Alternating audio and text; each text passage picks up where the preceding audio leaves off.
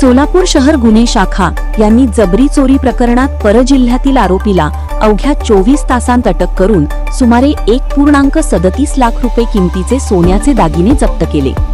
घटनेत एका वृद्ध महिलेला घराच्या पोर्चमध्ये झोपले असताना अज्ञात व्यक्तीने गंभीर जखमी करून तिच्या गळ्यातील सोन्याचे दागिने हिसकावले होते.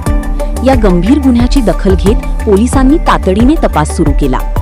तपासादरम्यान सराफ बाजार परिसरात संशयिताला पकडण्यात आले. चौकशीत आरोपी शकील भोसले याने साथीदारांसह जबरी चोरी केल्याची कबुली दिली. त्याच्याकडून सोन्याचे मणी व कर्णफुले जप्त करण्यात आली असून आणखी एक गुन्हाही उघडकीस आला आहे. ही कारवाई वरिष्ठ अधिकाऱ्यांच्या मार्गदर्शनाखाली पोलीस निरीक्षक अरविंद माने यांच्या नेतृत्वात सहपोलीस शंकर धायगुडे व त्यांच्या पथकाने केली.